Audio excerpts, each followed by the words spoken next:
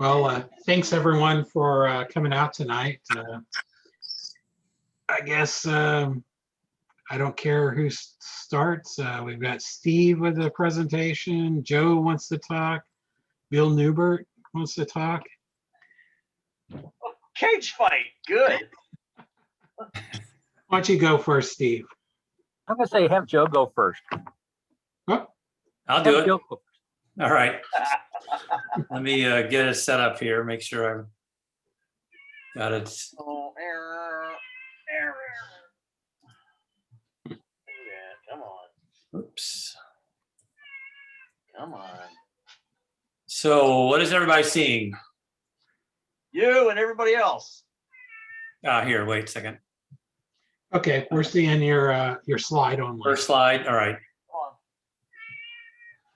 Okay, well, I'm going to get started. When I first talked to Dan about this, I was hoping to give a presentation that was going to discuss the final implementation of moving a new telescope out to dark sky. But in that meantime, I have ended up with enough complications that have arisen that this is just going to be a progress report. But I plan to spend this year doing an upgrade to my 5-inch refractor and replace it with a PlaneWave CDK 14-inch reflector. And recently with some delays in some equipment deliveries and some new technical challenges, I'm now going to I was planning on sending it out there in August, but I'm now going to install it in October. So this is going to be more of that progress report that I mentioned earlier. Let's see. Yeah, so the current installation is is an Esprit 120 Skywatcher refractor. I've got a ASI 1600 camera with Astrodon filters, LRGB, HA03 and S2, a moonlight focuser on the camera, and it's sitting on a Paramount MIT mount, software bisque, and I'm using a 60 millimeter guide scope to and a ASI 290 mono camera for the guiding. And I've got a few of the pictures that I was able to produce this year that I felt like were worthy to show everybody at this point. The plan is to, in October now, to take out PlaneWave CDK14 f7 over 2500 millimeter focal length. It'll have a rotator focuser on the back there. I bought a used software bisque Paramount MX Plus. The camera will be the ZWO ASI 6200, which is a 62 megapixel camera, full frame sensor, and another comparable set of Astrodon 2-inch Astrodon filters. And I'm still trying to decide whether I'll go with an off-axis guider or the similar 60 millimeter guide scope with the ASI 290. I've kind of run into some problems doing the off-axis guiding in my testing, so I've got some more work to do there.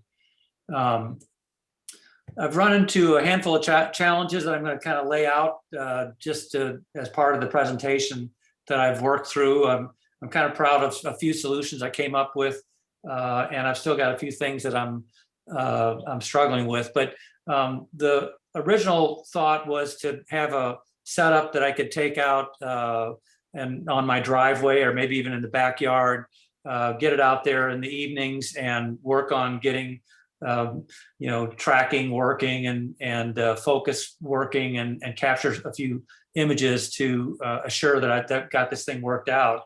But the thing has just become really, really heavy. The telescope itself, the Bayer telescope, is supposed to be about 48 pounds, but the focuser on this thing is massive.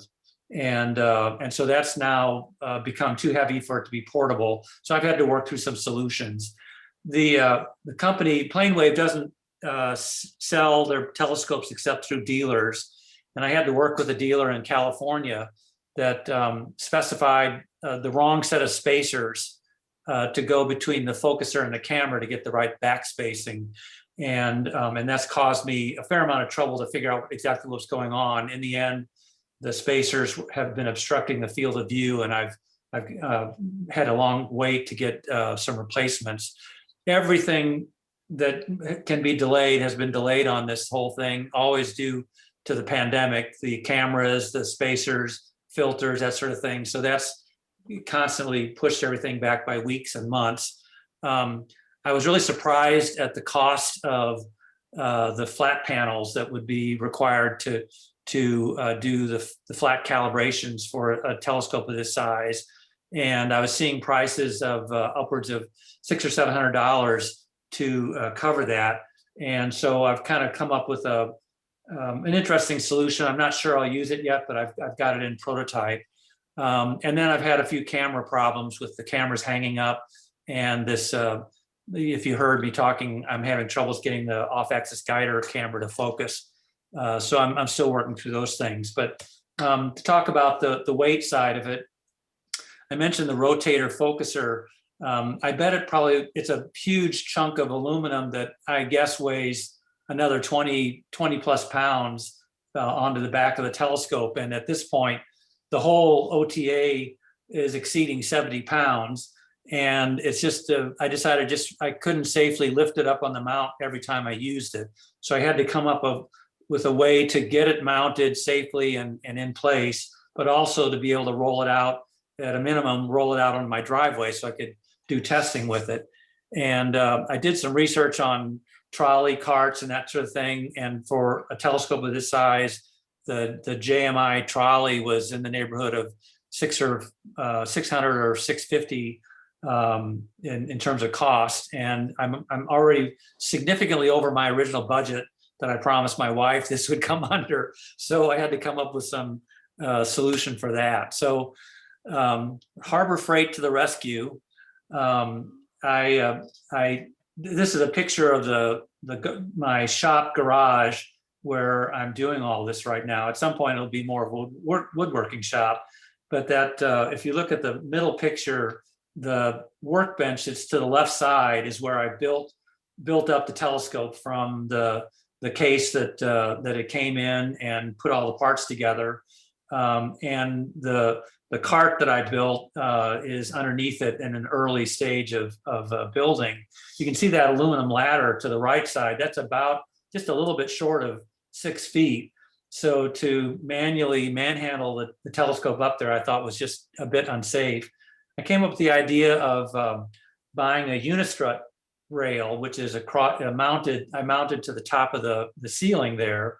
And I found what they call a unistrut trolley for the rail, which is the little wheeled apparatus on the upper right-hand side.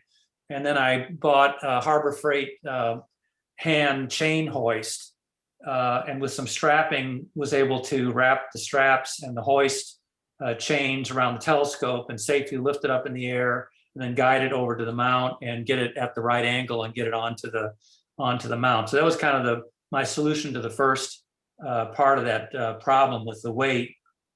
I've had it off and on several times to make adjustments. I think it's probably on there to stay until I move it, but it's worked out very well, and it cost me a little less than $150 to come up with that solution. The next thing was to solve the problem of getting it out into my driveway and do the testing. And again, Harbor Freight to the rescue. For about $80, I bought 3 furniture dollies, and with a scrap piece of 3/4 inch plywood, screwed all that together into a stable platform that is on wheels. And then I added 7 furniture leveler brackets and mounted them close on the dolly to where the pier legs are located. And you can see the picture of the furniture levelers in that upper right corner. They have a screw foot that has a hex hole at the top, and I got a hex adapter, put that on my power drill, and when I roll the cart out there, I can screw the legs down onto the driveway and level out the cart. And I kind of came up with a technique of, when I get it out there, I only screw down the first leveler by the north leg of the tripod. And that gives me the ability to kind of swing the cart back and forth on the other wheels until I can get a reasonable polar alignment. And once I'm there, then I screw down the other leveler legs and lift the cart off of all of its wheels and get the mount up to a level setting. And then I can start doing the more precise polar alignment with the MX Plus mount.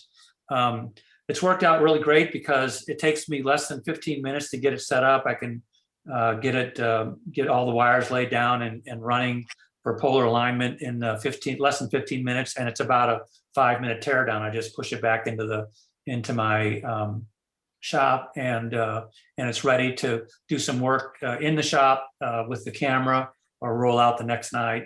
So I'm really happy with that solution, and it seems like it's pretty stable for at least this testing process. I mentioned the dealer, telescope dealer out in California, when they came up with the spec for the right spacing for the camera.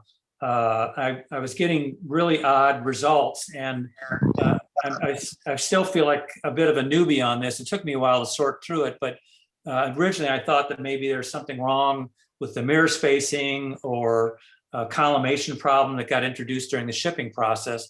But eventually I discovered that the spacers that they spec'd out that are close to the focuser are just too narrow of a diameter, and they were just obstructing the light path and shrinking the field of view.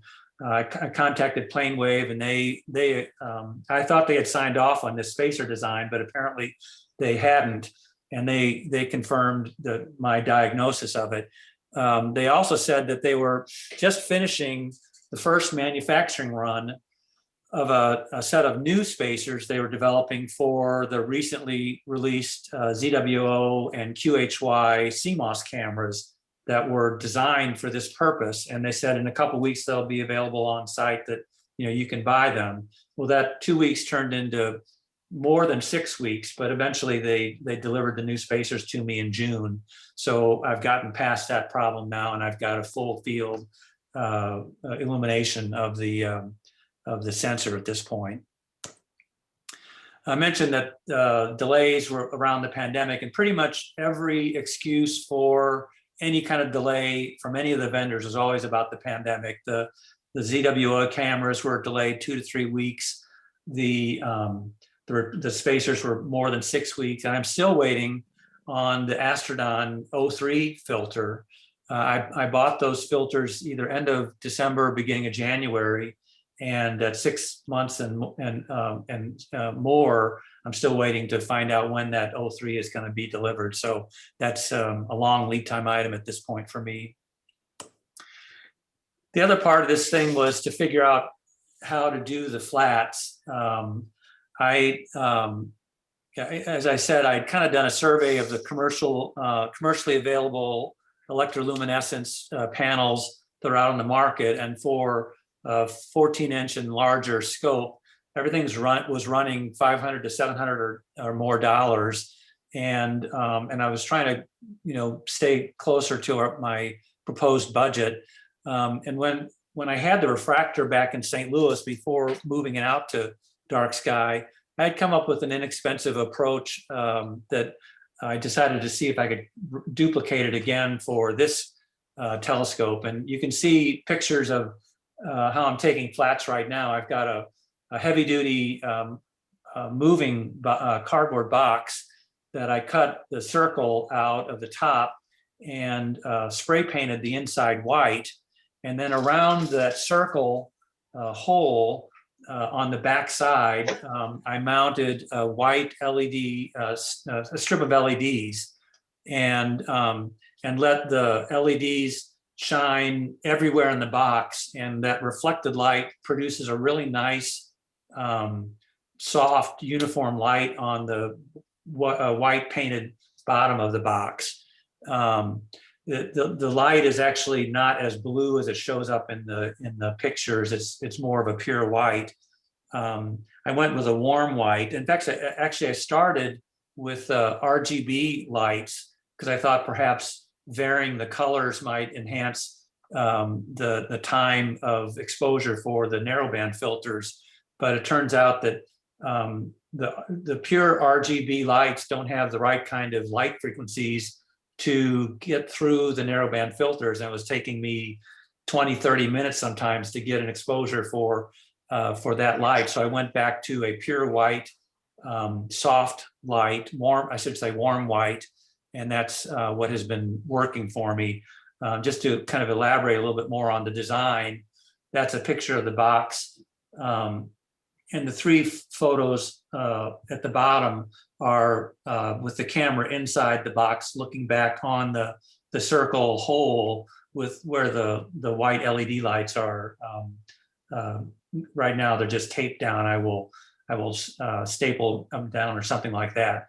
But that's worked out pretty well in this version. I found when I was using this design with my refractor, which is a smaller telescope and a different kind of camera sensor, that just the straight up LED lights were too bright for the luminance filter. And I was I was going for a 30,000 ADU or 30,000 count on the exposure. I was having to run the camera exposure time at around 100th of a second. And with that, this approach creates a lot of banding on the master flat. I think it has to do with the progressive shutter on this kind of sensor. So I used an Arduino design to control the LED intensity with a pulse width modulation power supply sort of setup. And when I was using it with my refractor, I could either use the USB cable to communicate different pulse width modification frequencies to get lower light levels for the broadband filters. I also came up with being able to do it with a Wi-Fi connection, in which case my SG Pro sequence to do flats, I was able to write some scripts that would change the light intensity over the Wi-Fi connection to the little Arduino LED setup. I also found that I couldn't use the older style Arduino because its pulse width modulation frequency was so slow that even with that approach, I would end up with banding on the luminance masters. So I went to the ESP 8266 circuit chip, the microcontroller, which has a lot higher frequency for the pulse width modulation. And I found that over 4,000 hertz eliminated the banding problem. So I don't know if any of you have done any Arduino programming, but that was a kind of a fun little solution. With this CDK and the larger box, I'm finding that I don't need to scale down the brightness of the filters, at least at this point in my testing. So I'm not going to use that approach yet at this point. I saw a clever design in the observatory that we're in down there with another astronomer. Had looked like they used a thin flat panel TV mounted on a TV wall mount with a swing arm, and they've got that pushed right up against the park position of their reflector telescope. And so I'm still evaluating some other options there, but that's kind of where I'm at this point in my work. The last things to be done before I can feel comfortable to install everything is to finish up the testing with my cameras, find out if I've got a camera that's not working, figure out this off-axis guider focus issue where I can't get the camera close enough in to get in focus with the off-axis. If that doesn't work out, I will go with a regular separate guide scope. I haven't tested the rotator or the temperature controls for the mirror that come on the telescope, so I'm going to do that in the coming weeks. I still hope to get the O3 filter in before I have to take it out there. I'd like to capture a full set of calibration masters for the darks and biases at a minimum. I might even do a few sample flat captures of somewhere along the way. Oops, hang on a second. And I need to get a cable installed in the camera, figure out the final flats calibration solution, and then I want to do a last minute check on the collimation of the telescope before I move it. PlaneWave has told me that their design is really solid, and I maybe will have to do a collimation, but they thought that probably not, and certainly I won't have to do any adjustments of the mirror spacing with their design. They felt confident that it's going to do well. So that's my presentation. That's where I'm at. Like I said, I'd hoped this was going to be something I could install next month, but at this point, I've got a few more things to work out before I'm ready. Any questions or any recommendations? Anything I've missed? You mentioned the TV on the wall down there. Yeah. I actually, for my flats here at home, I use that same type of deal. I have an LED screen that was thrown in a recycling bin, and I put LED lights around it inside, and that works well too. So have you had any, well, let's see, have you had any problems with any kind of banding or like scam lines showing up on your flats with that approach with the TV? I don't, but I also have a pot on it, and I can turn it up and down, so that I almost always put a piece of construction paper over it, so okay, it's not shiny like vellum paper. Okay. So I never have flats as short as yours.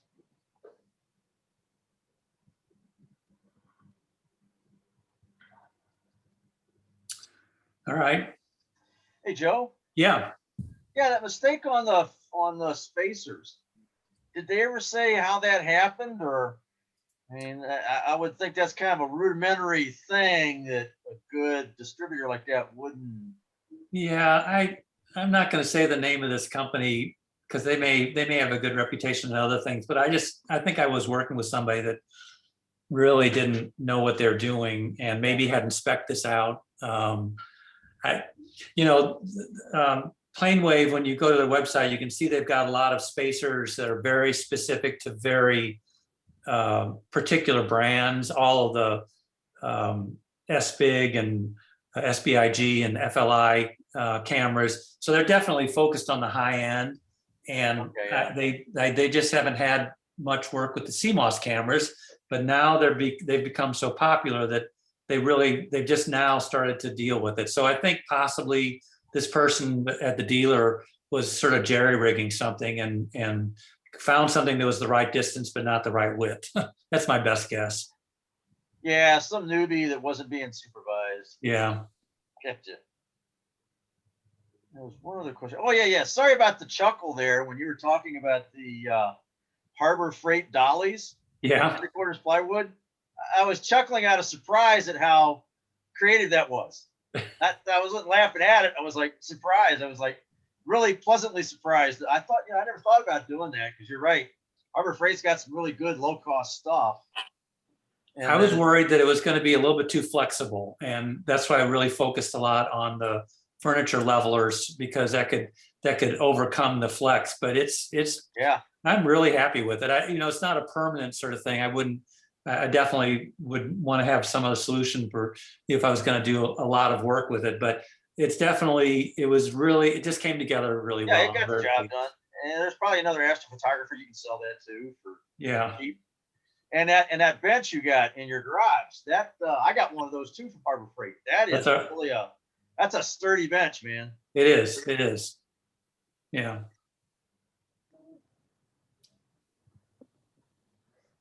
Yeah, I was thinking, I saw someone else had a big telescope, and they used some kind of motorcycle lift from Harbor Freight.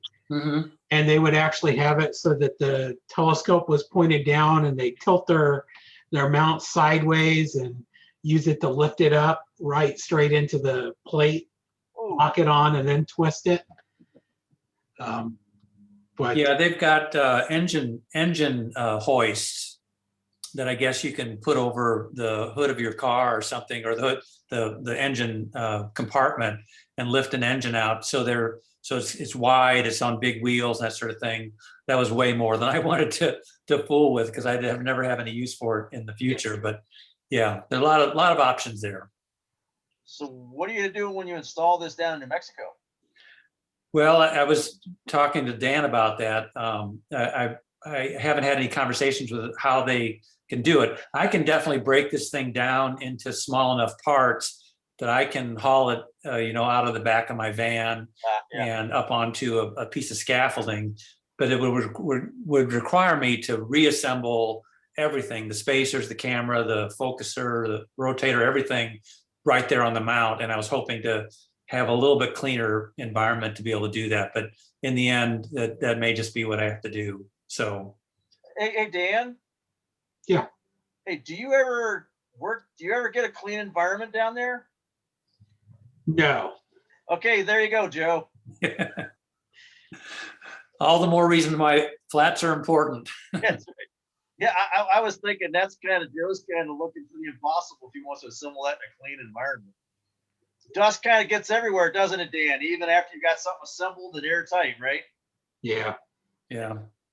Well, you can see the dust on my flats right there in the demo. So definitely got to work on that. But is that kind of inevitable too, Dan? You just kind of like have to live with that? Yeah, that's what the flats are for. But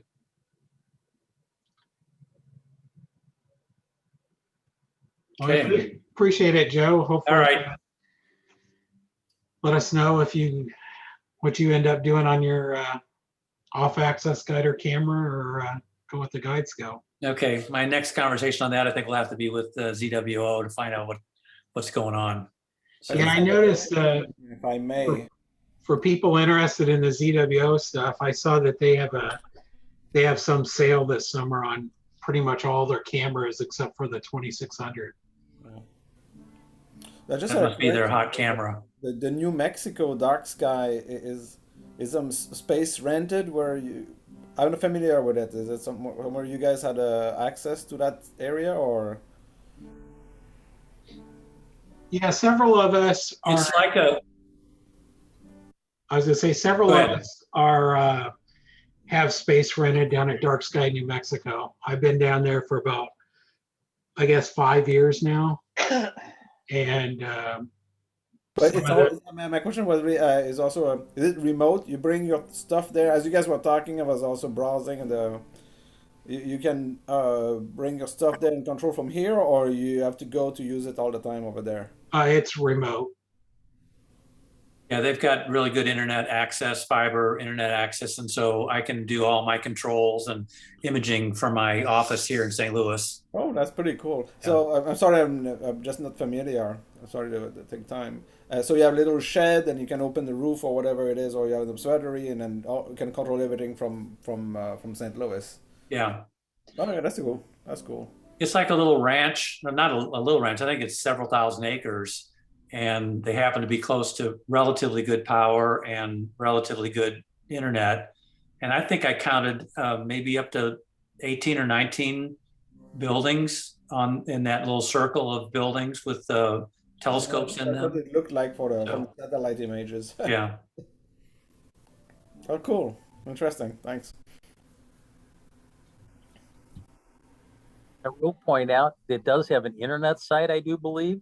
So if you search for it, you can see, how it's laid out. Yeah, that's what I looked at. That's what I found when you guys were talking. So it's interesting.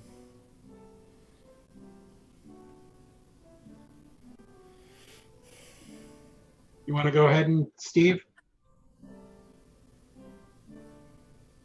I'm unmuted.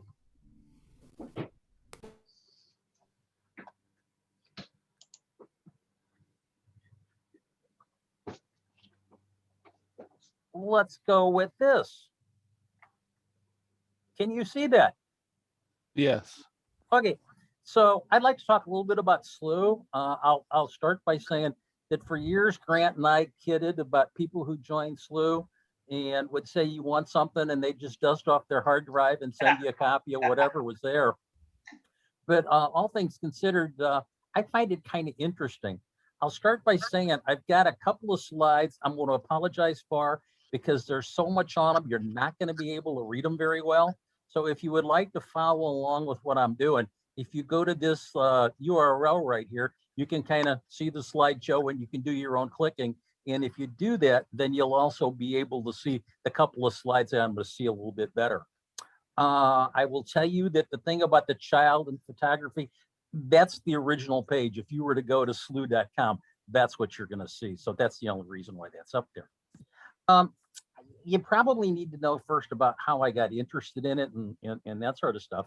And so I do believe in EAA. I have eyes that are going older. You know, I'm getting cataracts. I got a 12-inch dial, but if I look through them, I can't see as much as I used to. And if you take pictures, you get a better view of what you're seeing. I'm not interested in the pretty kind of pictures, the DSOs and stuff like that. One of the main reasons is I'm red-green colorblind. So if I try to do that kind of stuff, my pictures really suffer. We're in St. Louis. We know how bad the weather is. And so that's this past winter a problem. Lugging all the equipment around is a pain in the butt. Driving out to Danville and setting up is a pain. And then I saw other guys going remote and I said, hey, you know, that's really cool. You might be able to have better viewing, imaging kind of conditions. And I kind of started to investigate that. And then like everybody else, we don't want to spend a whole lot of money. And then I do like Astronomical League observing programs. I think they're cool beyond words. So having said that, Dan promised with this presentation I'm going to do, I'm going to kind of tie this into AL stuff. And so I'll tell you the AL has 76 observing programs, and some of them that aren't included are ones that have like multiple levels, like the honorary level and the whatever level is of the Messier program. With the outreach program, there are 3 levels and stuff like that. So they got lots of programs. But the bottom line down here is about 25 of those programs can be done via imaging, one way or the other. You know, to image here, we got to have a good weather forecast. A lot of times we got to drive out to Danville, got to set the stuff up, and then the clouds never clear, and you cuss and swear, you tear down, you come home. You know, if you go to some kind of remote kind of imaging, you know, it's really cool because you can sit in the recliner. I'm in a recliner right now, and it's got a really nice flat arm on the side. And I use my mouse here. It's just really comfortable and easy to do. So it's kind of cool. I looked around for remote scopes, you know, and to see how much it would cost when I first got into this, and it was about a month and a half ago. And the 3 that I really looked at, one was iTelescope and another was Telescope Live. And on both of those, ultimately, you end up, when you subscribe, you do it for kind of like a month at a time, and it's a point-based system. For your subscription level, however much you choose to pay, you get a certain number of points. And then you got to use those points to buy time on the telescope. And the more popular telescopes are going to be more points. If you run out of points for the month, you can always buy more. But as you look right here, where is it? Right here for iTelescope, one of the levels could cost you $1,000 a month. You know, I don't care how many points you're going to get. That's a lot of money. That might be like university level kind of thing. And so I will compare that down here to Slooh. And at Slooh, if you're a student, you know, junior colleges are actually teaching their astronomy courses making use of Slooh. That's $50 a year. And I got a level that's called an apprentice. And apprentice is $100 a year. And then I joined at the astronomer level, and that's $300 a year, and that's only 82 cents a day. And I'm having fun for 82 cents a day. And I say the best thing I got to tell you about Slooh, there's no point structure. Okay. There are no hidden fees. You pay that 82 cents and you get as much time as, pardon the expression, you can grab. Okay. And so it's kind of cool. And this talks a little bit about the apprentice level. If you would want to do that, the one advantage of an apprentice level is there's a month free trial. So if you go to Slooh, you could sign up for the month free trial and see if you like it. The problem with the apprentice level is you might like it, but it doesn't give you what we really want. We really want to be able to take a lot of pictures. And so having said that, when you do apprentice level, you get what they call one advanced reservation at a time. And an advanced reservation essentially is you say, I want to use this telescope at this time or this object using this kind of set of exposure, that kind of things, okay? Or you can join up to 5 other people who have done that, and join what they call their missions. One of the things that Slooh has is something that's called the Slooh 1000. There are really only 850 things in it, but they call it the 1000 list. And those are like popular things you can image, and they don't necessarily count against that advanced reservation. There's some limiting kind of things that you get at the apprentice level, but you do get access to the Slooh 1000, the Bennett, the Caldwell, the Messier, and NGC catalogs. So just right there are going to be lots and lots of objects you can, I'll use the expression, you can look at. I joined at the astronomer level. You could do 5 advanced reservations at a time, okay? You can do the 5 of the jump onto other people missions. And then before, with that other level, you only had those 4 or 5 catalogs. There are 19 different catalogs that you can choose to get through. And in addition to those catalogs, you can also book it based on right ascension declination. So that's pretty cool. And I got to tell you, if you really, really want to do it, join at the astronomer level. It's the way to go. Where are the Slooh telescopes? They've got them in 2 different places in the world. The one I end up using the most is in the Canary Islands. Okay. There's another one that's kind of around Chile around Santiago in Chile. And so between the 2 of them, you can go everywhere from the North Celestial Pole to the South Celestial Pole. Okay. And you got literally the whole sky covered. So that's a good possibility. Now, here's one of the slides. It's going to be hard to read unless you're following along. They say they have 8 different telescopes, okay? And they call it Canary 1 and Canary 2 and Canary 3 and Canary 4 and Chile 1 and Chile 2. And if you count, there's some telescopes missing, okay? The reason why it's missing one of them is the solar scope, and I decided to leave the solar scope out of there. I will note that here, a PlaneWave, Celestron C14s. And so they're using some big scopes, you know, and you can attach them to. And then the apertures in that column and the focal length, the cameras, an FLI, SBIG. This is the cheapest camera that they use. It's one of the Celestron Nightscape scopes, and they use that for more wide field kinds of stuff. But I've spent a lot of time recently using the Canary 4 telescope. And it's on a C14, and it ends up giving you a field of view of 16 by 12 arc seconds. And it's just wonderful for trying to capture double stars and really, really tiny kind of objects. And I think it's really, really kind of cool. How does Slooh work? They take the night and they say, okay, Astronomical Dark starts here, Astronomical Dark ends here, and then they chunk it into 5-minute blocks. And they call each one of those blocks a mission. And essentially what happens is that all during the night, the different Slooh members who are interested grab 5-minute missions. And then based on however your level is, you create the mission, you pick the scope, the time, the target, some limited exposure kinds of things, and Slooh will book it for you. And then when that time comes, it takes the images, okay?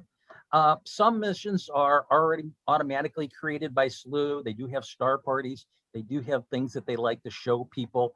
And a lot of times they end up with narration, and you can jump onto those. If you're at that at amateur level, you can make 1 of them. If you're at the astronomer level, you can do 5 of them, okay? And you can always join on to something for somebody else that somebody else created. One of the things is you can do more than 5 of these missions a night, okay? You can only have 5 that are active. But after this one's done and gone, you can schedule another one. And after that guy's gone, you can schedule another one. And so as long as there's open time on the nightly calendar, on the nightly schedule, if you got 5 things on there, 1 goes away, you can kick on another, and kick on another. And so in truth, depending upon the scope you want to use, you can usually do 10, 15, maybe even 20 different targets a night just to look at, okay? One of the things you can do is if somebody else has got a mission going on, you can log onto that telescope and you see what's currently going on with that telescope. And if you like the picture that's developing, you can actually get a copy of that too. It is an important concept that it runs on J2000 and it uses universal time, okay? How do you pick targets? You can either go and have Slooh suggest, you know, let's pretend you want to pick an object. M20, okay? You can say, I want to take a picture of M20. And then you can, if M20 is in the Slooh 1000, Slooh would say, oh, you want M20? Here are some different times and here are some different scopes that you can use. And it will give you this list and you kind of pick out of the list what you want. One of the truths is a lot of times Slooh will probably pick a mission that somebody's already started on that object. So you're jumping on their mission. If you're really into Astronomical League observing programs, you're supposed to create the missions for yourself. You can pick it by a constellation, and in picking it by a constellation, you get this big long list of constellations. You say, what's in Sculptor that's going to be up tonight? And so you would then pick something out of there. You can pick them always by the catalog, you know, and I already said before, the Messier catalog, Caldwell, and that sort of stuff. Or if you're doing something like an Astronomical League observing list, like right now I'm doing the multiple star program, I can pick a telescope, that Canary 4 that has that really tiny field of view, and I can say, oh, I want to take a picture at 0025 UT tonight, and it doesn't have a catalog number, so I manually enter the RA in the deck for the object that I want to take, and then something that's called a preset. And the preset is as close as you can come to controlling the exposure, okay? What do you get back after you take the picture? Well, the missions are 5 minutes long. That's not a lot of time, so you don't get a lot of exposures, okay? Usually you'll get one 50-second luminous exposure, and you'll get three other exposures with it, an RGB, and each one of those is 20 seconds. We say, well, that doesn't add up to 5 minutes. You got to get the target. You got to go acquire it. It's got to settle the scope. And then, you know, that kind of thing goes on. Once the images are taken, it'll calibrate all your images, darks and flats. Okay. It will automatically return the JPEGs, and it'll post the JPEGs right after your image has been taken. And then by the next morning, they're going to be FITS files that are going to be available for download. The JPEGs are stacked on something that's called the preset, and I still got to talk about presets. And ultimately, you download the images to your hard drive. Okay, let's go on. This is another one that's a real pain in the butt, and unless you're following along, you're not going to be able to read. But this is an example of a preset, and these are the presets that are available on the Canary 4. And so they have names down here for the different kinds, and then they tell you a little bit of a description about, you know, what that preset does, how it's stretched, what does it do to the highlights, what does it do to the shadows. And then over here, they talk about different lengths of exposures. And the vast number of exposures, like I said, are 50 seconds. Some are 20. You never see longer than 50. And then they are almost all, only one of the cameras is one-shot color. So ultimately, when you do this, you generally almost always do an RGB. Okay. And they have one of these for each of the scopes. Ultimately, you can take pictures of pretty much anything. And I use the magic word pretty much. If you want to do the sun, they have a dedicated solar scope. It only does the solar disk. Sometimes the exposures are for the disk. Sometimes the exposures are for the prominences. And so if you spend a lot of time during the daytime and looking, you can get both. But again, only the disk. And so if there is something in little bitty detail on the surface, it's going to be little bitty in your image. Pretty much the same thing true about the moon.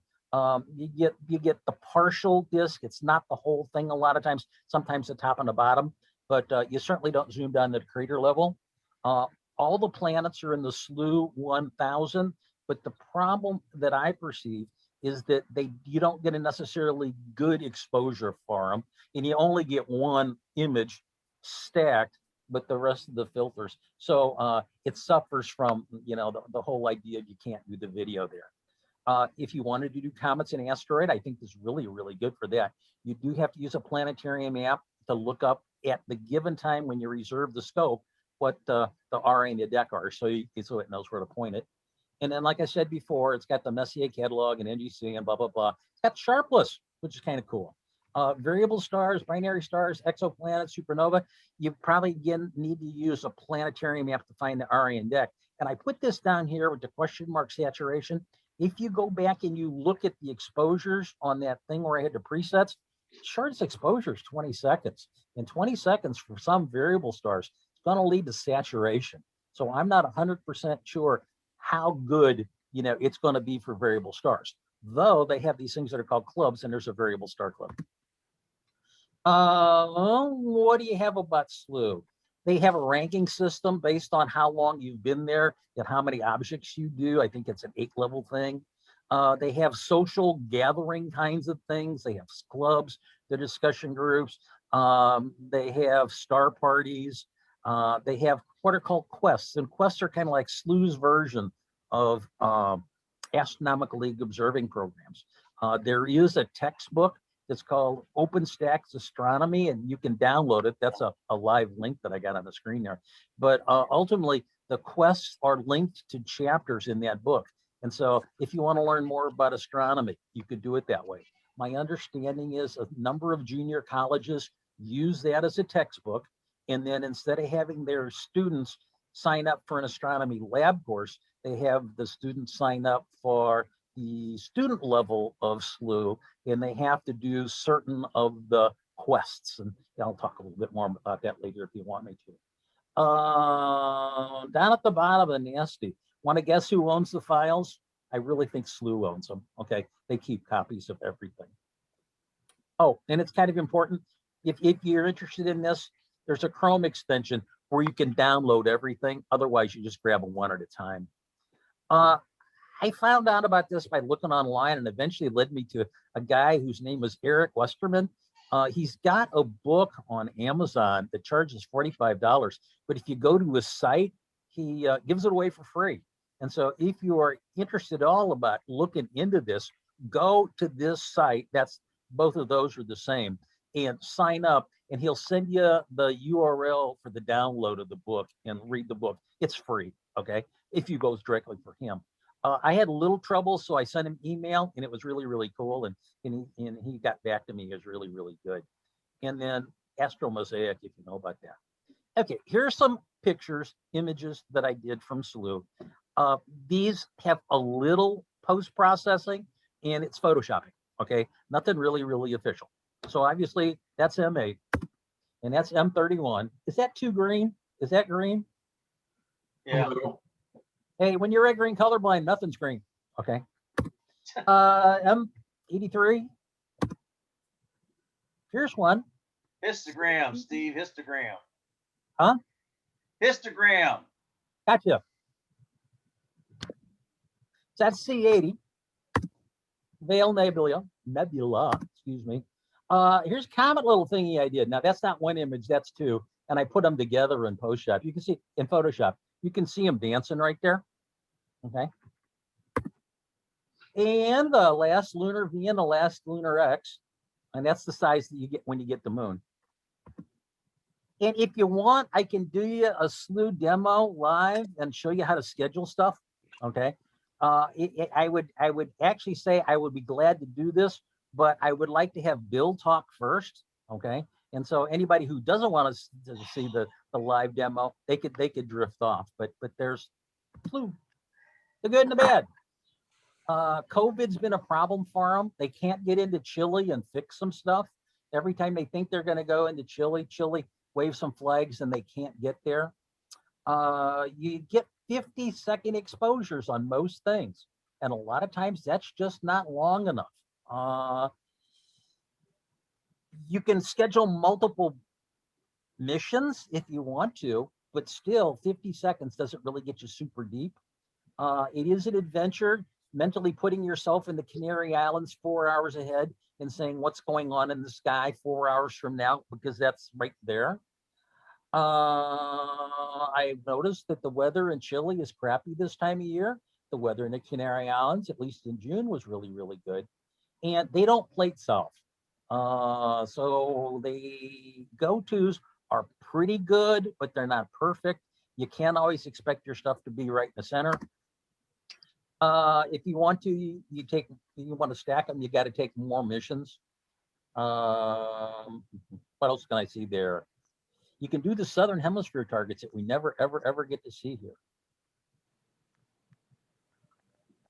The observatory is close. So anyway, the truth is, I really, really like.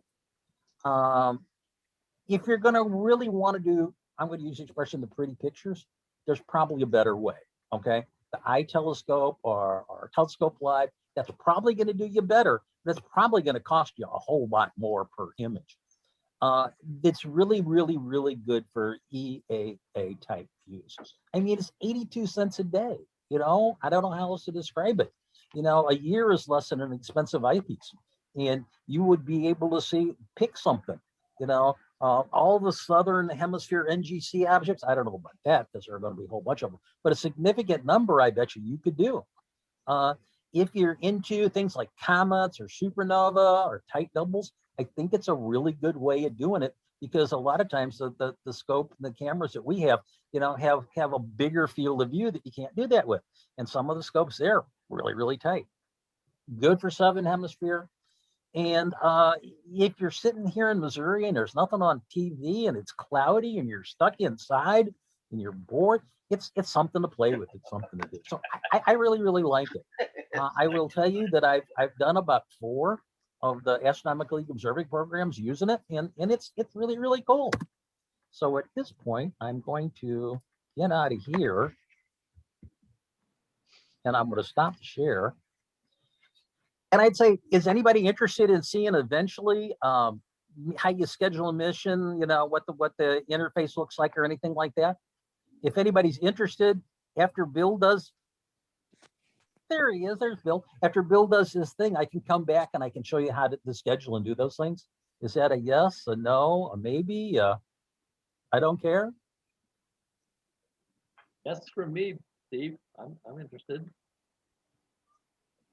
I'll stay and watch it. Okay. Same for me. I'd like to have a peek. Yes, thank you. Bill there? Yes, I'm here. Bill, you want to do your thing? Okie doke. Wait a second.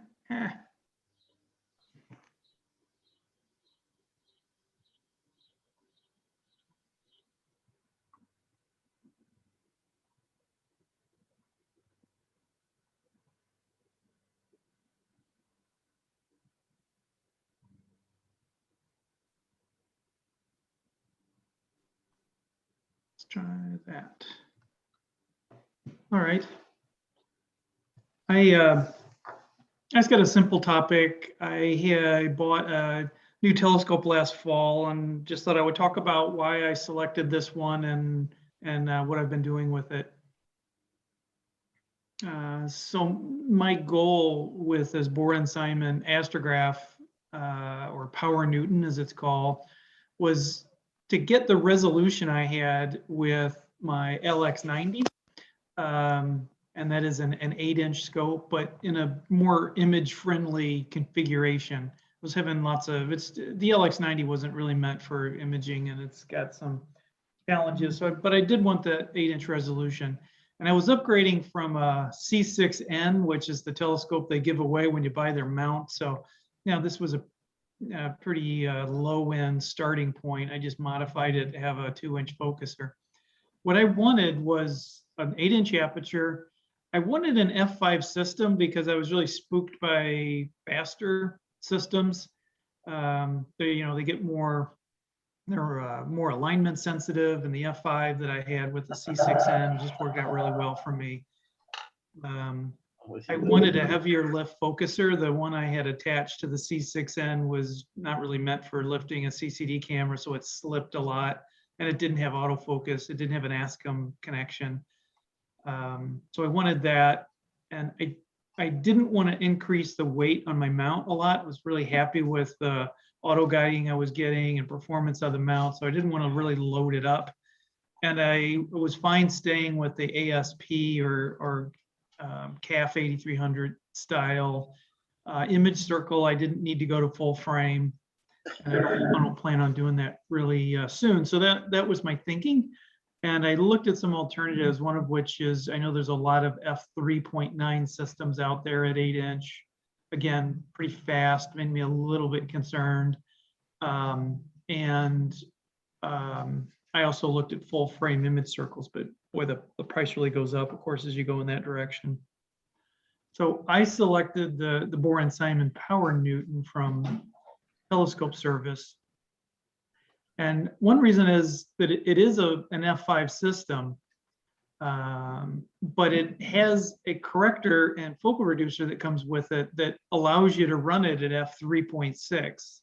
So this was good for me because I was nervous of f3.6, but you know, as camera pixels go down, going to faster systems is great. I'd like to try a higher f or lower or faster system, let's say.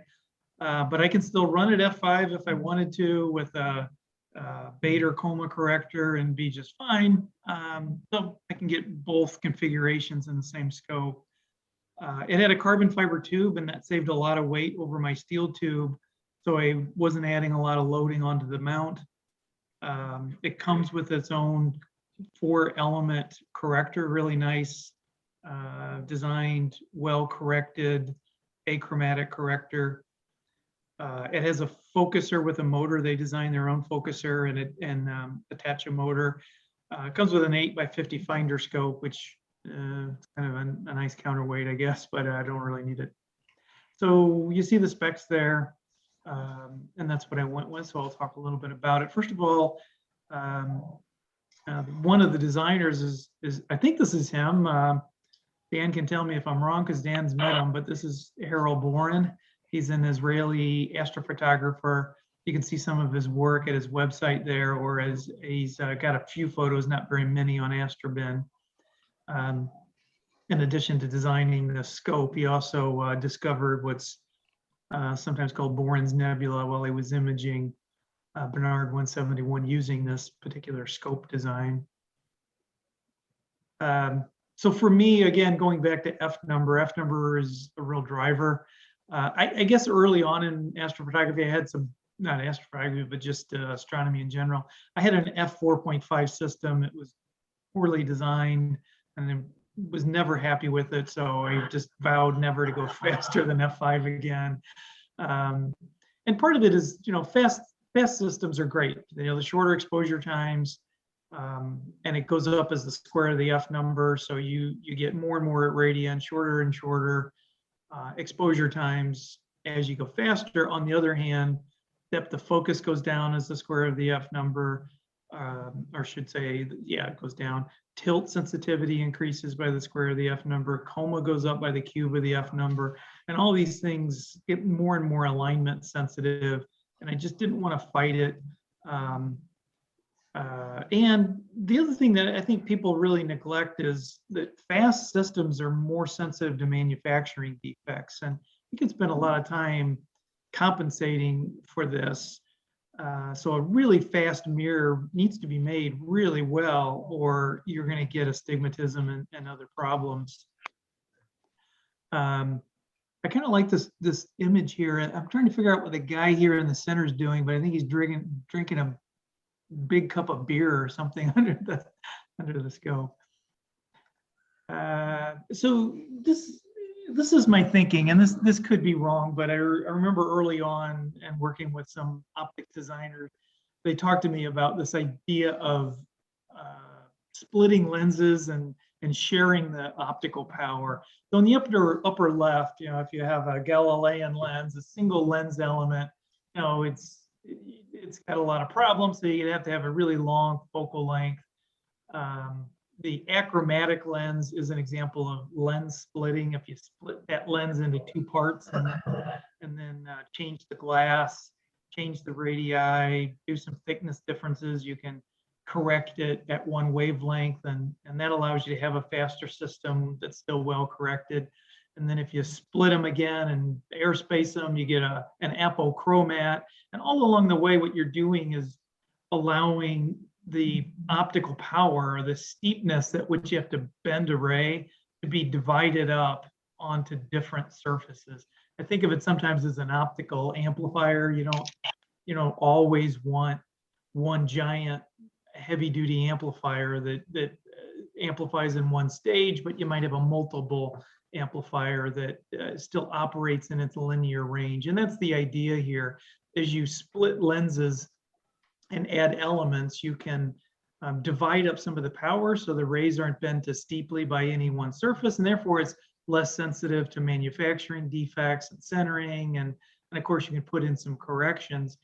And then you get to a double Gauss type design. So this double Gauss, I would argue, is the most successful lens design in all of photography. The idea being what Gauss had done was recognize, hey, I can have a apochromat, a triplet, and if I put the aperture stop inside the lens, and if I make the lens symmetrical, so I put an apochromat on the downstream side, that you can correct an enormous number of aberrations. Think of it this way, that on the left, a lens assembly that's introducing positive aberrations, you flip it around, you can add in those negative aberrations and they Oh man, cancel no each way. other. And putting the aperture stop in the middle, also Gauss was a mathematician and a physicist, but the mathematics involved in doing what's called stop shifting was really advanced, and he pioneered that approach and came up with this double Gauss design. If you look at this carefully, this is an apochromat with a corrector lens or a focal reducer. And again, what he's doing is dividing up the optical power into more elements so that no one element is really dominating and therefore being hard to manufacture. And I can have the front element doing most of the work and the rear element still adding some power, but mostly is there for correction. So that's a little bit of a diversion, but shaped my thinking about going with the Boren-Simon PowerNewt. So in that context, let's think about this a minute. If I have a 4-inch f7 refractor with a 0.8x focal reducer, I've got 1.4 diopters of optical power. A diopter is just a way of saying how much a lens has to bend light. So it's 1 over the focal length in meters. So this is the primary lens has 80% of the optical power. The corrector at the other end is 20%. So my total light bending power is 1.8 diopters. If I went with a pure 3.6 inch Newtonian, which is what the Boren-Simon astrograph would be if it didn't have a corrector, then I've got all that optical power in the primary, none of it in the corrector. Even if you have like a coma corrector from Bader, it's a 0 power corrector. So, again, all the light bending strength and therefore all the sensitivity to defects is in that primary mirror. If I go with an f3.9 with a paracord, to me, this is an even worse situation because I have to have a really powerful, or I have a really strongly bending mirror with all of its manufacturing sensitivities and steep curves and alignment sensitivities. And then I've got a negative corrector. So I don't really get that much optical power out of it. But I still have all these sensitivities in the primary mirror. You see my pure f5 Newtonian that I was getting away from. If I look at a Schmidt-Cassegrain, which I was also not real happy with, here it's a little better. You see that I've got 63% of the power in the optical mirrors and 37% in the corrector. I was using an Agena corrector on my Schmidt-Cassegrain, but the total power is 0.8. So in other words, it's a pretty long focal length system. I wanted something a little shorter, a little faster. So now let's look at this Boren-Simon PowerNewt. It's got, similar to my f5, a 1 diopter primary, and it's sharing the load just like a refractor would. I've got a third of the 29% of the power in the corrector. So I'm not needing to have a super fast primary with its tilt and alignment and manufacturing sensitivities. It can be a little looser and some power in my corrector and overall get a 1.4 diopter strength. So I know this isn't completely legitimate. There's a lot more complexity to it. There's a lot more in terms of the right design and tolerancing and so on. But this general idea of splitting a lens to divide up the power to make it less sensitive to defects in alignment is something that resonated with me. And I don't know if that's what Boren-Simon really were driving for here, but I liked what they did, so I gravitated towards this design. The focal reducer, again, it's a 4-element focal reducer, has a really nice back focal length. The flange focal distance is 66.85. The back focal length from the back of the lens is 65 millimeters. So that worked out really well with my CCD camera, and would work really well with a digital SLR. I bought some stellar view spacers. For a digital SLR, it's 11.85 millimeters of spacer. I forgot what it is for my CCD, but I think it was like 3 millimeters less than that. The overall system with the focal reducer is designed for a 25 millimeter field diameter. So it covers well with the sensors that my dog's going to make noise here in a minute. It works well with the sensors that I plan to work with, but it wouldn't work great with a full frame sensor. And you see the vignetting is pretty good. Now, this is a big difference between a Schmidt-Cassegrain and this design. Schmidt-Cassegrain has a lot of vignetting. I measured mine once and I had about 50% vignetting over my field of view. Wasn't at all happy with that. This system, I measured it. It's still a lot. I've got 40% vignetting, not because of the optical design, but because of my camera. There's a filter wheel. It's 1.25 inch filters, and that causes some vignetting in the design. So I get about 40%.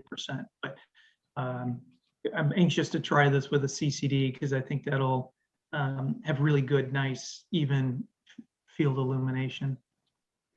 What they did with the motor is really clever. So Telescope Service designs their own focuser, and they modify or they add in a motor that's a modification. So if you look at this, I've reviewed this motor once before.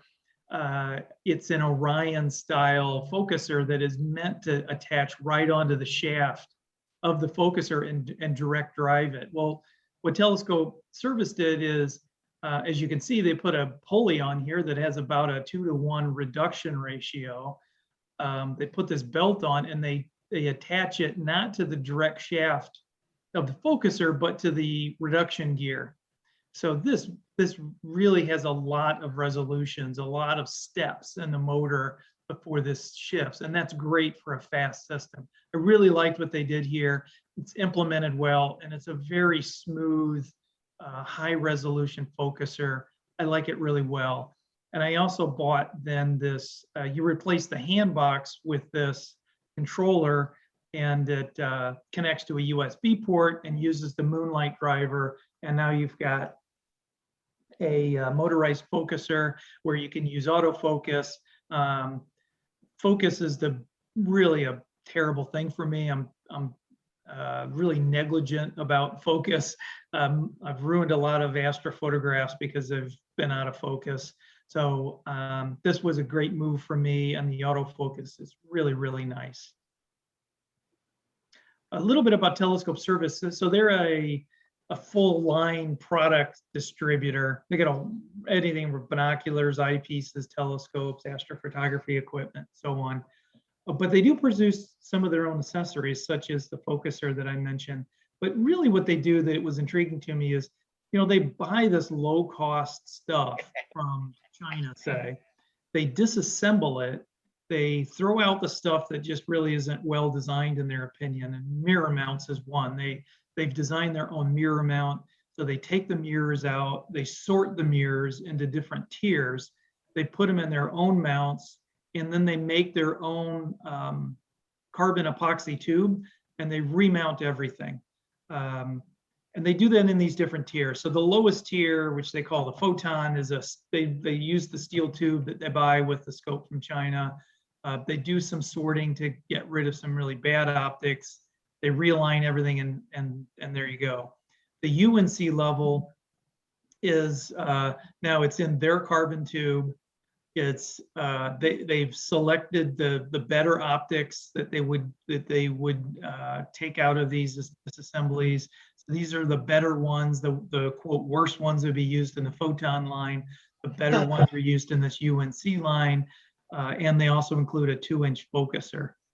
And then on the ONTC, they beef up the carbon tube to take heavier loads of cameras so that they don't flex. Again, they're selecting and selecting out an even higher tier of optics, upgrading the focuser and allowing multiple different focus options, like feather touch or moonlight or whatever you want to do there. And they also will have it drilled out so you can shift where the primary is and have different focal positions depending on your camera. I'm not sure, but I think this is what Rick Styling went with was the ONTC. It's probably their top of the line configuration. And then I went with the Boren-Simon astrograph, which is probably on the UNC line. And let me talk a little bit about that. So it does have a carbon tube. They are using selected and tested optics.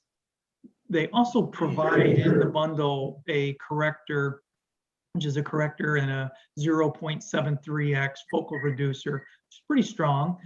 And they offer this in either an f2.8 or f3.6 system. From what I've seen online, I think most people go f2.8, but me being a bit of a wimp and nervous Nelly, I stayed with the f3.6. So it's an f5 primary with a 0.73 focal reducer. I liked working with Telescope Service. They responded to my questions, easy to work with. I ordered this from Germany on October 1st last year. It arrived 8 days later. There's a $150 euro import duty, which they told me in advance. So when you order, they let you know there is that fee, and they pay for that. They really take care of everything, so it just arrives at your doorstep. One problem I did have was not with them, but with I think it was Federal Express is who delivered it. They tried to charge me the $150 fee also, and it took me a couple days to convince them that I had already paid this. I had to get confirmation from Telescope Service. You know, I forgot what I did, but somehow I got proof from them that that duty had been paid because, again, Federal Express wanted me to pay it again. They did that to me too on a different order. Yeah. So you see a comparison. At the top is the new scope, the 8-inch Boren-Simon astrograph, which is an f5 primary. And then below is the 6-inch with an f5. And what's really nice is these weigh about the same, even though it's significantly larger. So again, trying to keep my mount loading down. I didn't do a good job, but on the back side is their custom made mirror cell. So their custom made tube and mirror cell. And it includes a fan to accelerate cooling down the mirror if you want to. So here it is in my observashed at Beaufort Mountain. On the left, I stole this idea from Greg. You know, he slings his camera kind of underneath, so there's less torque. Therefore, he needs less counterweight. So you can see my nice tiny little counterweight down there, holding up what looks like a beefy telescope, and fits in there really, really quite well. On the right side, you see how I've kludged together in an unsophisticated way. I've put a USB bus up there, and I've got my autofocuser, my camera power supply, as well as camera USB, the mount, and the auto guider running into this this USB bus and then down to the computer. Hey, does it work? What's that? Does it work? What, the USB bus? Yeah, does it all Yeah, work? it works great. Then don't be apologizing for what it looks like. No, you know, I had a lot of frustrations because you know, I think I saved myself a half a penny by buying the cheapest USB bus in the past and fought it for 2 years before I finally kicked myself and bought a higher quality, well-rated USB 3.0 bus with good quality cables, and it's no problem.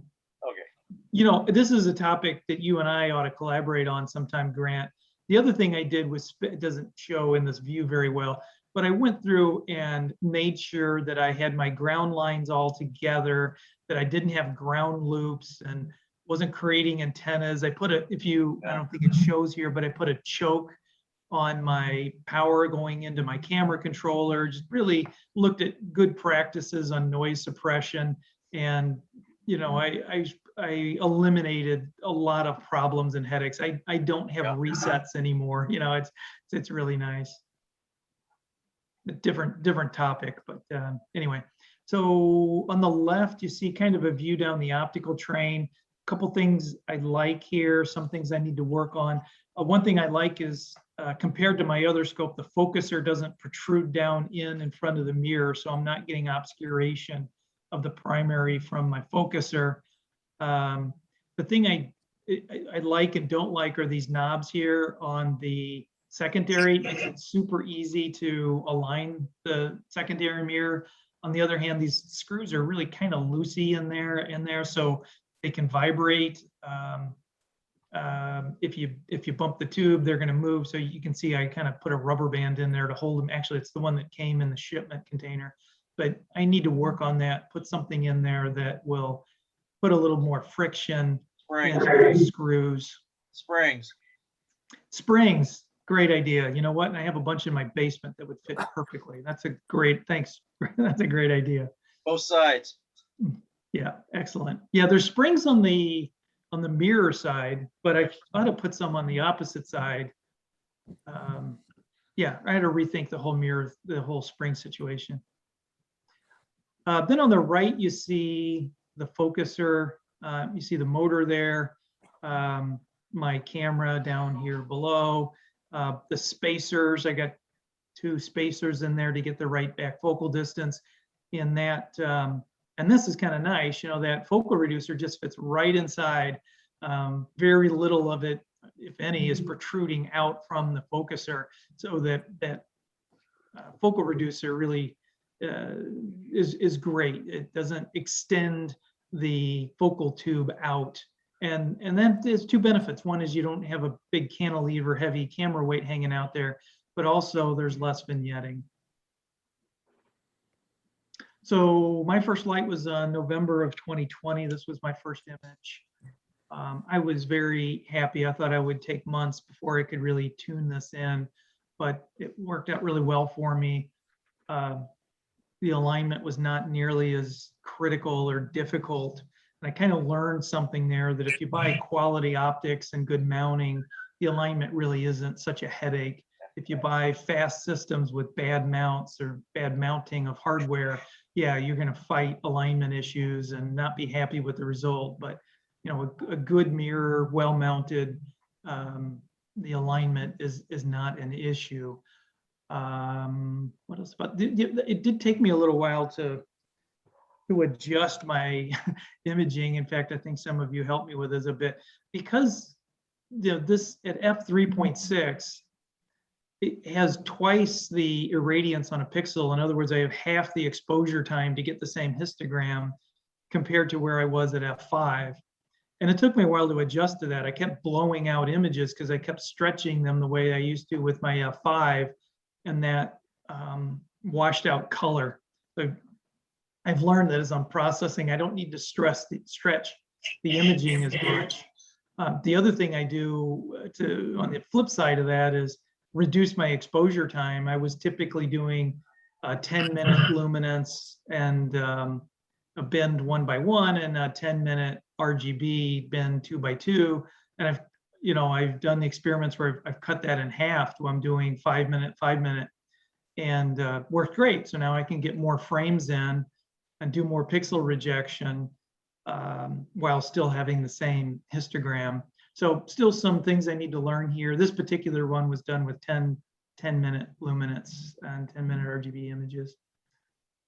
So yeah, I'm pleased with the results. The carbon fiber tube just has excellent thermal stability. All night long, it stays in focus. From what I just go out there on any day, When I get started, I see diffraction spikes in my stars. The focus is rock solid, and I attribute a lot of that to the carbon tube. I think steel tubes are great. I didn't think they were really a problem, but now I'm really sold by the advantage of a carbon tube. I do get significant vignetting, but it's really because of my camera. I have 1.25" filters. And the effect of that is it makes my flats pretty sensitive. Like I say, I've got 40 in the upper right corner, I'll have 40% vignetting. The rest of it is quite good, but I can tell, oh, that's the center of the focus wheel. So I do have to be careful anytime I realign the scope that I retake my flats, because they will have an effect. The focus is very smooth. I don't see any image shift when I reverse focus direction, and I can focus without anything vibrating, and that's just fantastic. The 3.6 imaging is noticeably more sensitive, as I've mentioned. I can really see it in my histograms, and it took me a while to kind of back off stretching because I was blowing out color. The thing I don't like and am working on to improve are the secondary locking screws. They're just kind of wobbly in their threads. I think you're right. A spring could help. It's better than my idea, which was to put some fingernail polish in there that just adds a little bit of stiction in those threads. And the focuser driver is, I want to say here, it's flaky. Actually, it's not really flaky, but it's goofy. Now that I understand it, it works fine. The problem I was having with the focus driver for quite a long time is when you start, when you connect to the focuser and command it to do anything, it pops open this message in the background that says, this is a driver, not a program you can use. And I thought that was an error message. So I'd close out that error message. Well, that would shut the driver down and disconnect the focuser. So I'm like, oh, this is just really frustrating. So one time I just gave up. I said, heck with it. I'm not going to use autofocus. I just told it to go. The error message, quote, error message popped up, and everything ran perfectly. It did its autofocus. And I realized, oh, that's not an error message. It's a status message. If I just ignore it, it's a stupidly written status message. Everything's fine. So I'm not real. The driver, I guess, is okay now that I understand that it's giving me a really goofy message, and I just need to ignore it. The driver, that's all I have to say on this new scope. Really happy with it. Glad I made this upgrade. Sweet.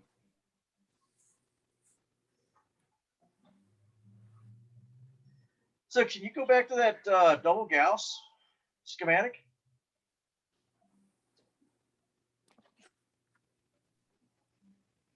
Yeah. So that center thing, that's not a hunk of glass. That's just the ray. Yeah, it's an airspace. This vertical line is meant to represent where the aperture stop would be located. By the way, if any of you have a nifty 50 lens, which I have a nifty 50 lens, or a nifty 35, congratulations, you're a double Gauss lens owner, because that's exactly what those lenses are. Uh-oh. What's the nifty 50 and the nifty 35? A 50 millimeter lens, focal length. Really? Huh. Yeah, it's a real common cheap lens from Canon. It's like all plastic, but it's really good for astrophotography. Wow. Yeah, and Zeiss, I'm sorry, Nikon has the same thing. Nikon took the Zeiss design. They have their own double Gauss. It's it's an excellent design, really brilliant design. Like I say, I would argue it's the most successful lens design in camera history. The only recent updates to it is people are starting to use ED lenses, or what is it, extreme dispersion lenses, or aspherical lenses, but are just tweaks to this basic fundamental design. When did that design come about? I'm sorry, what? When did he come up with that design? Well, that was the 1800s, right? Gauss? 1800s? It is the 1800s, late 1800s. Not to bore anybody too much, but it's worth going to Wikipedia and looking at this design or look online about it. The problem in the 1880s was there were these camera format lenses that were very well made, very high quality, but they were very slow. You know, you needed f10, f14 to get a good quality image across a film plate. And Petzval developed a lens that solved some of that problem and made it so that at least when you're focusing far away, it got rid of field curvature so that the image was in focus across the whole glass plate, which was really an advancement, but still pretty slow. You couldn't get below, you know, f12, f8.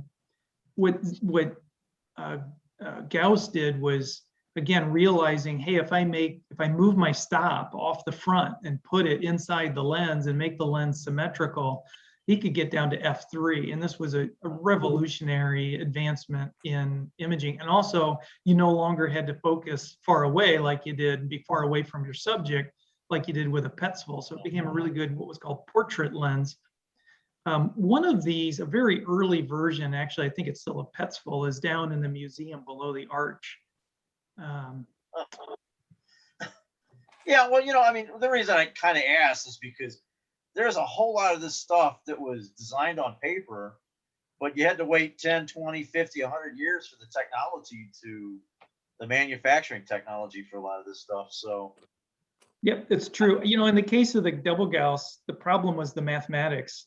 What Gauss did was innovate the mathematics of lens design because it was so complicated.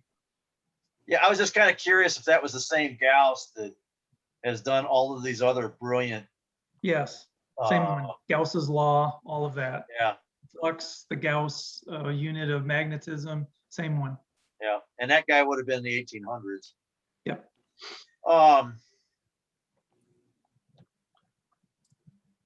Nifty 50. I gotta write that down. All right, I'll stop and let Steve go ahead and show us planning a session. I would point out that if anybody feels the need to leave anytime in this, I will not be offended. Oh, one last real quick question for Bill.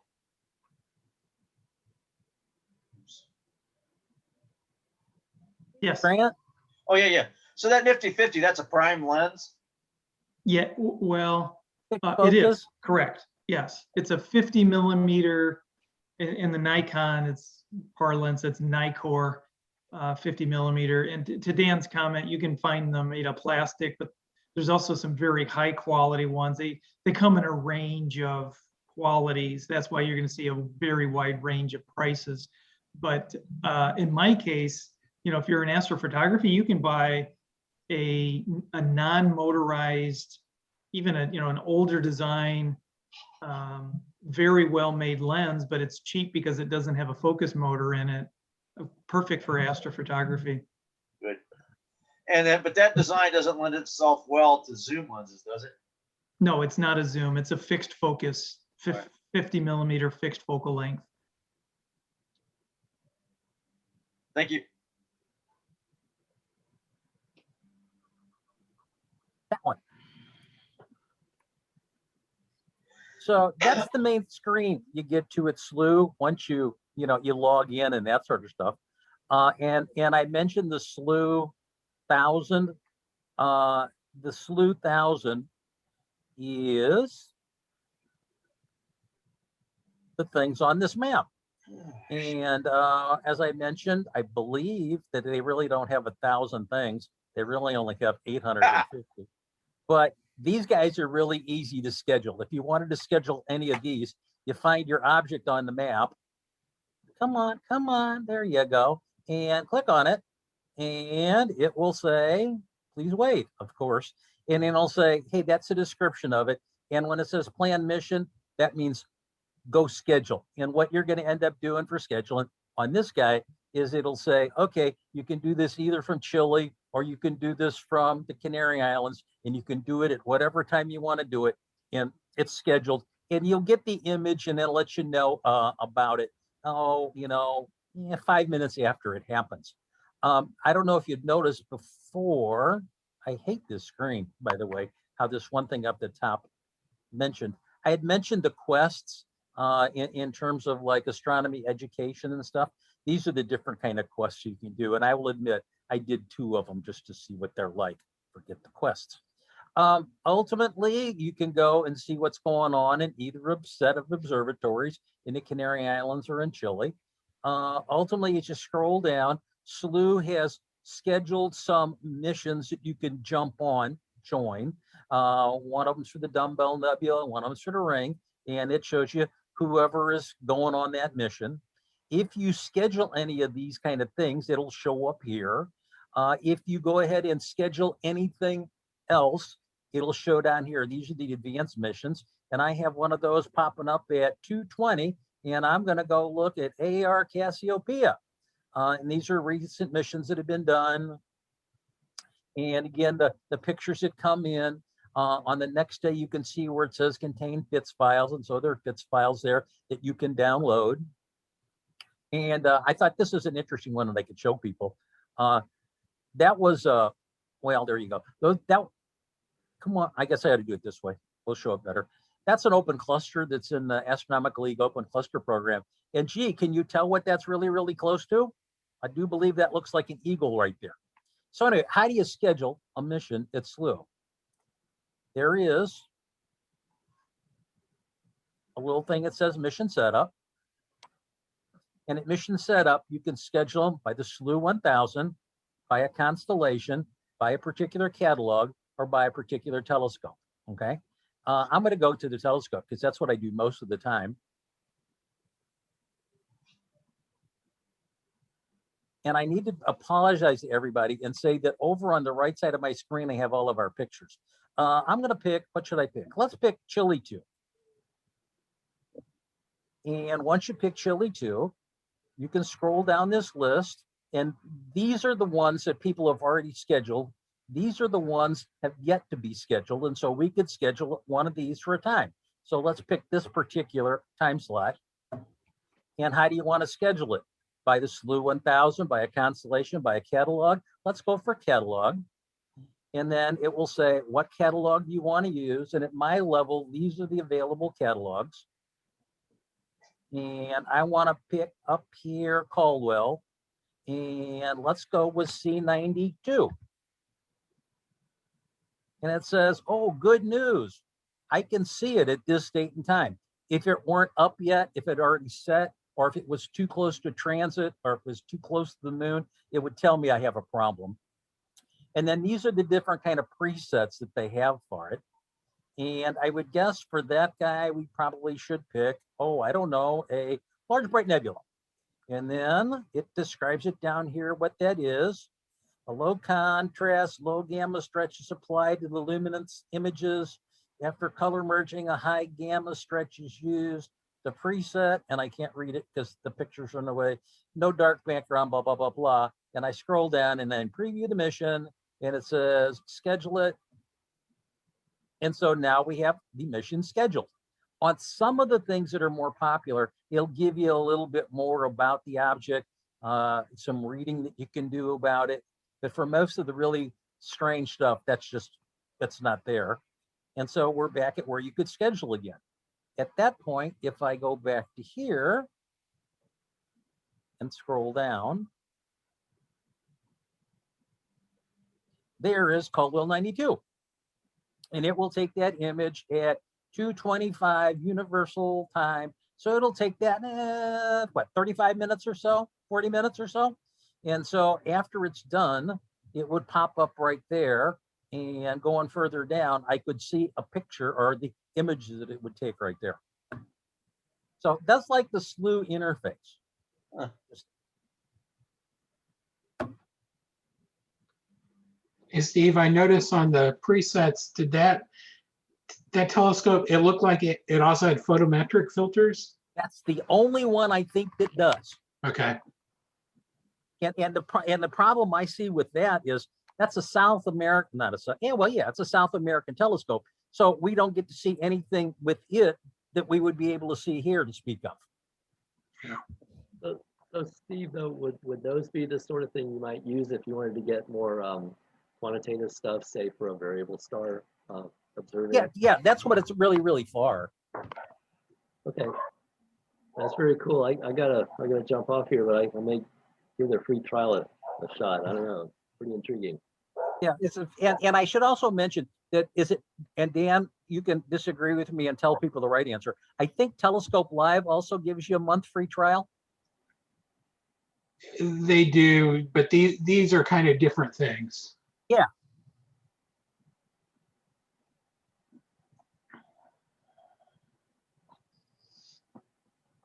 So see you sometime out there in the dark, David. Sounds good, Steve. Yeah. Catch you guys later. Okay. Just to show you a couple of other things about this, on the object map, which has got all the Slooh 1000, you're not expected to know what all those dots are. So you can, if you want, pick and just see what would be a good one. Planetary nebula.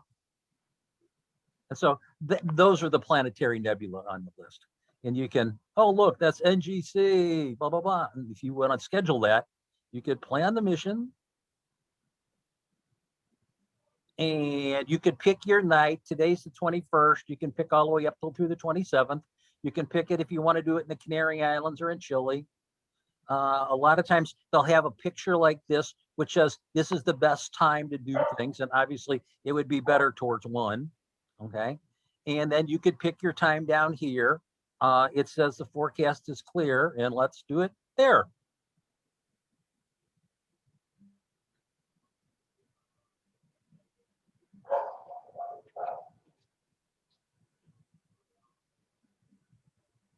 And it shows up, should show up. There. I'm going to unshare the screen.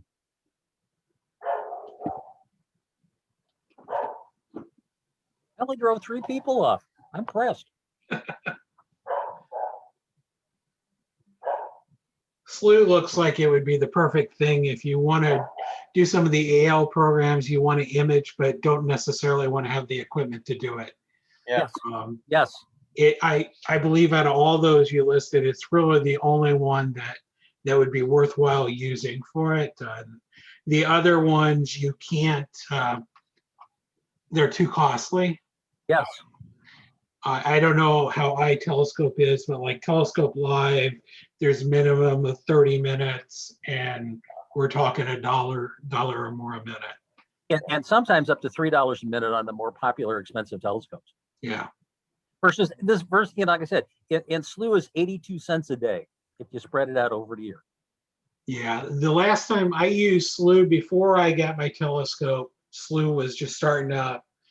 And I'd spend half the night up waiting for those missions to go through. You couldn't schedule your own or anything back then. And it was about when I dropped off that they started giving out fixed files, allowing you to schedule missions and things like that. But they've come a long way since. You know, and I see it as being a nice vehicle. Like I said, comets. You know, it's like a lot of times, I think JT would be a good example here. Oh, there's some really new hot comet out, but unfortunately you can only see it from South America or from Africa. Boom, here it is, you know. And what you can do for the comet is, depends on how you want to do it, but you schedule a 5-minute mission, and then you wait a half an hour and you schedule another one, and you wait a half an hour and you schedule another one. And so you end up taking 3 or 4 images over like a 2-hour period, and you can just see that sucker move. Yeah, the one thing I noticed too is it seemed like you had a lot of flexibility in picking times for like Telescope Live. If I wanted to image something, it could take 2 months for me to get queued up to image something. So it wouldn't really be good for ad hoc things like that. I would say the different telescopes have different popularities. One of the 8 telescopes, instead of having 5-minute missions, has 10-minute ones, and you get a couple of more images back. That one books for the night, and so truthfully, if I wanted to take something with that tonight, now I'd book tomorrow night. Right. Okay, and in truth, the pattern, lack of a better word, the pattern I've fallen into is with morning coffee. I'll say, what do I want to do tonight? And I'll schedule time on the Canary Island telescope for as soon as I can as the dome opens. Okay. And then that'll usually do the exposures, our time here in St. Louis, sometime between 5 and 6. Okay. At 6 o'clock, I'll get back on my laptop and I'll say, what do I want to see? And I'll schedule 5 more. And they're usually done by about this time at night. Okay. And so I'll schedule the next group and they'll be done, probably around 10:30. And people start, not as many people are scheduling at that time. And so ultimately after midnight our time, which turns out to be about 4 in the morning in the Canary Islands, there's another group. And so it's not unusual that you can schedule 20 targets a night. So how do their planetary images usually look? Sucky. No, I apologize, but that's the nature. I mean, if we want to be planetary imagers, what do? We go out, we get our scope, we stick our camera on, and we shoot a minute worth of video. Yeah. How many frames? You know? And so if you look at Slooh, how many frames? 1. Well, yeah, I'm just kind of thinking though that with a little bit of a longer exposure, are they even going to consider maybe having a scope with a video capability or? The one thing that's lacking a little bit is information from them. They're very happy to talk about it. If you've got a problem, they'll tell you about the problem. But there's not a lot of place where you can go for instruction. And truthfully, the best place I found for information was that one guy, Eric Westerman, or whoever the guy's name was. That was kind of funny, yeah. You know, and it's like, good luck prowling around Slooh and finding any real live information. It just seems like with lucky imaging, and there'd be a larger demand for that ability. You know, and truthfully, here's the biggie. Okay, bandwidth. You got telescopes in the Canary Islands and you got telescopes in Chile. And if you're doing individual images and you're getting in a 5-minute period, you're getting 1 luminance and you're getting an RGB, you know, each one of those is about 4 megabytes. And so that's 16 meg. Yeah. Okay. Now in that 5-minute period, given a minute or 2 to get to the target, say you give a minute worth of video, how much bandwidth is in that minute worth of video? Well, yeah, I've run a 2 terabyte or 2 gigabyte video, so yeah, I mean, yeah, Slooh is always, since the start, has always done this same kind of format they're using now with the short exposures and things like that. It looks like they've moved their telescopes around, but the back end is all the same. I'm surprised they have the solar scope, but yeah, that's another one that benefits from the video as opposed to the single frame kind of stacking approach. Yeah, one thing, you know, if JR were here, he said, well, heck, you can just download the pictures off the internet. You know, you could just go look them up on Wikipedia. And that's true, you know, but at the same time here, you have kind of a feeling that you're kind of taking the pictures with somebody else's equipment. And ultimately you can, if I wanted to go see everything in the ARP catalog, I could go download everything in the ARP catalog, you know, given enough time.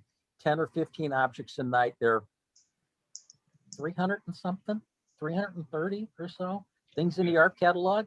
You figure a couple of months, I could have the ARP catalog up on my screen and I could look at the ARP catalog. Yeah, but on the flip side, JT and I, we're more of a, you know, photon in our eyeball kind of people. So, yeah. JT and comments. Again, here I'm sitting in my reclining chair, my Craftsman reclining chair with 5-inch wide. Oh, hey, armrest, you don't see where me I can run my mouse, and you don't see me. Here I'm looking at them, you know. You don't see me with any negative complaints. You've heard me talk about the benefits of this kind of thing, Steve. So Afterly, it's just, I mean, there's, muskie and there's trout and there's bass and there's tuna, and you can fish for everything, or you can specialize in one method. I kind of like to. Long ago, we lived in North County, and we moved into a house that was on a 9/10 of an acre lot. And the lady who had owned the house before us was a gardener, and she planted a garden that summer. And she had about 120 feet of asparagus.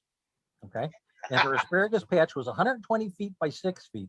And we tried to give asparagus away, and we got sick of eating asparagus. It just, Right. some things are just easier if you just buy it in little quantities and, Well, absolutely. Danville's clouded out. Chile may not be.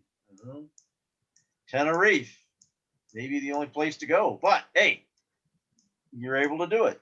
But after about a week of clear skies, you get really pissed when it's cloudy one night and your missions are canceled.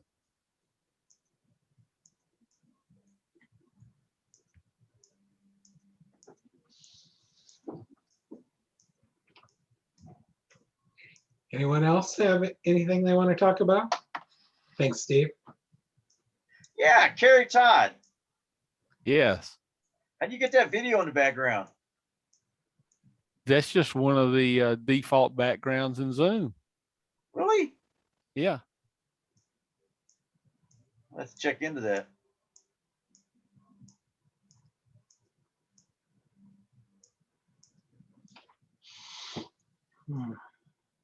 Well, thanks, guys. That was Yeah, that was really good. I enjoyed that, Steve. same with If it Bill. were more expensive, I would not tell people to do it. But darn, it's cheap. Now, that's a one-time annual purchase, $300, or is it monthly? Yeah. Looks like it's a great entry point for people too. They're just getting started in it. I think that's great. Well, what I was really impressed about was to see the junior colleges. There's one junior college that seemingly is pretty much statewide in Indiana, and their astronomy class, the kids have to sign up for Slooh at that $50 a year level, and they have to do activities on it as part of their grade. Sure. Absolutely. Well, yeah, I mean, you start out with your own equipment, and you get a sense of satisfaction setting it up and using it, learning how to improve it. At some point, though, Steve, you and me, we go,